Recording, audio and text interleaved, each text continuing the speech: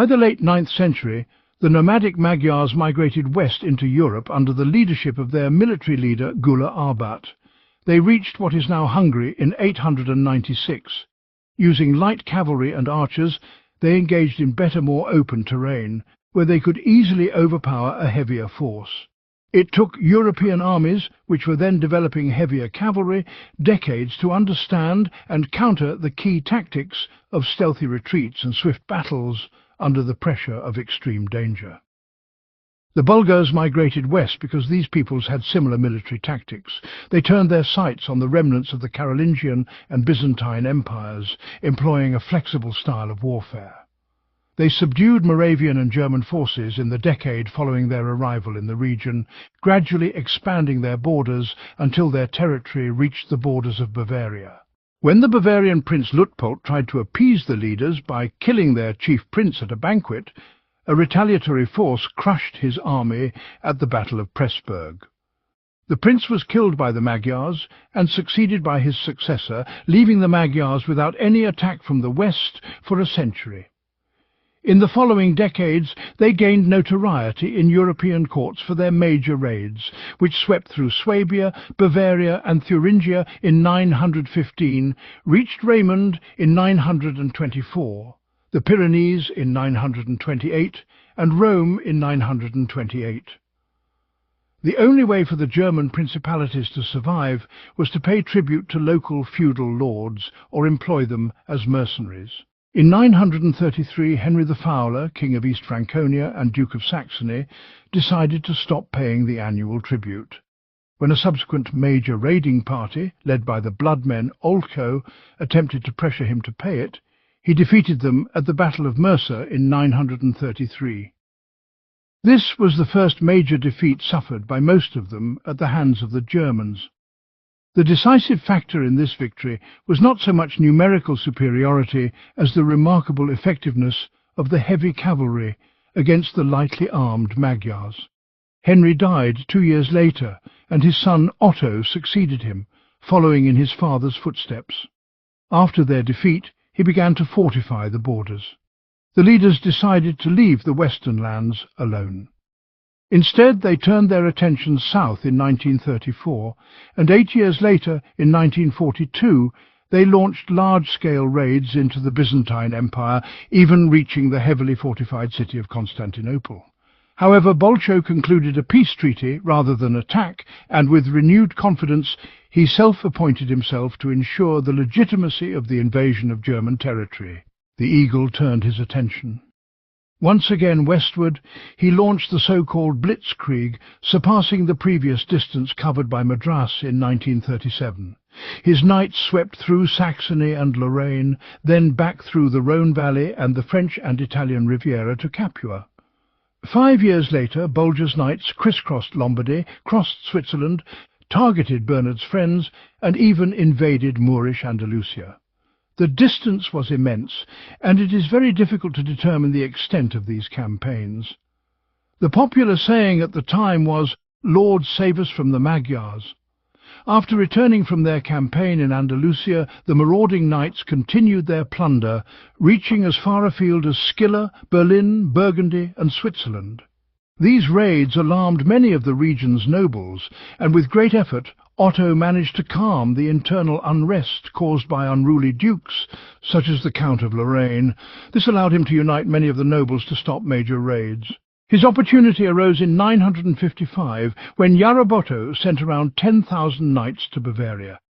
Including archers and infantry, some estimate the number of magical troops at around 20,000.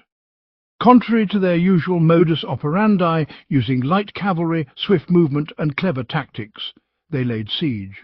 Although Augsburg was not ideal for a siege, the knights greatly outnumbered the defenders, and its crumbling walls still bore damage. Bishop Ulrich of Augsburg was able to hold them off, at least for the time being. They repelled major attacks on the city gate and walls as the siege continued. Otto received the news and hastily assembled an army of around 10,000 men heading from Aurum to Augsburg, rushing to the city's rescue. They were unaware that the Magyars had set up a searchlight at Reisenberg to warn them of any relief force. Otto organized his army by region. The first three waves of his army consisted of Bavarians. The fourth wave consisted of Franconian heavy cavalry, commanded by his former archenemy, Conrad of Lorraine. The fifth wave consisted of Otto's men and his horsemen, whom he commanded. The rearguard was manned by 2 units of Swabian and Bohemian heavy cavalry. The Swabians, visibly exhausted from their long march into the heart of the country, were positioned in the rear. The infantry consisted of lancers and cavalry armed with swords and pikes. However, his forces were outnumbered by at least 2 to 1. He must have hoped that his heavy cavalry, coupled with the mountainous terrain, would be sufficient to subdue the Hungarians, just as his father had done nearly 2 decades earlier. They crossed the Rauer forest, an area where enemy archers and light cavalry were largely ineffective. Hughes reached the majority of the approaching army. The soldiers abandoned their siege and began taking up positions between the rivers Schutter and Leh. On August 10th, at 9:55 a.m., Otto and his men marched slowly through the Rauer forest, suddenly encountering a blazing sun. As the column advanced, Otto heard shouts from the rear. A lightly armed cavalry force had managed to bypass the Rauer forest and cross the rivers Schutter and Zosam. They surprised the exhausted rearguard with a swift attack along the narrow road. A skirmish broke out, and their attack was devastating to the supply convoy, with the Bohemians and Swabians easily defeated. Things were not going well for Otto, but instead of advancing, his commanders began looting the supply train, even though they looked as though they might defeat Otto's forces in a pincer movement. Instead, they were losing momentum and doing nothing about it. The knights seemed content with the loot, aware of the vulnerability of their position with the main unit. On the other side of the woods, Otto ordered Conrad's Franconian cavalry to return and face the rear, while he continued to advance. Conrad broke away from the column and rushed towards the plundering commanders. The commanders dismounted, distracting them. They were easy prey, and a firefight broke out in the woods. When Otto reached the end of the woods, he deployed his forces in a straight line on the battlefield. 3 Bavarian infantry units stood in front, while the rest remained in the rear. The major deployed his infantry and archers in front, surrounded by several cavalry units in a crescent formation. Meanwhile, Conrad succeeded in distracting the plundering commanders. He returned victorious from the woods. Otto ordered his heavy infantry to attack the major's infantry. The major's archers managed to fire only a single volley at Otto's troops during their attack. The heavy cavalry remained unchecked, but it was within the commander's sights, allowing them to preempt an attack at any moment. The well-equipped and well-trained infantry were no match for the Bavarians. The close combat gradually collapsed the standard formation, but they were afraid to recharge and received no assistance from their cavalry, while the infantry continued to fight. Otto ordered Conrad and his cavalry to charge. The horses charged towards the flanks of the crescent. Conrad halted his attack midway. His feigned attack was intended to confuse the enemy, although it struck hard against the crescent flank, and the Magi were no match for the heavy cavalry. The light cavalry now attempted a desperate counterattack, but their shields deflected any volley of arrows, and any close combat was unequal. In the end, Otto was victorious. He ordered his Saxon and Thuringian horsemen to attack the left flank of the crescent without much difficulty. They forced the cavalry to flee east, crossed their faltering infantry, and broke the crescent formation. Conrad II advanced with his heavy cavalry, nearly encircling the remnants of the Magi.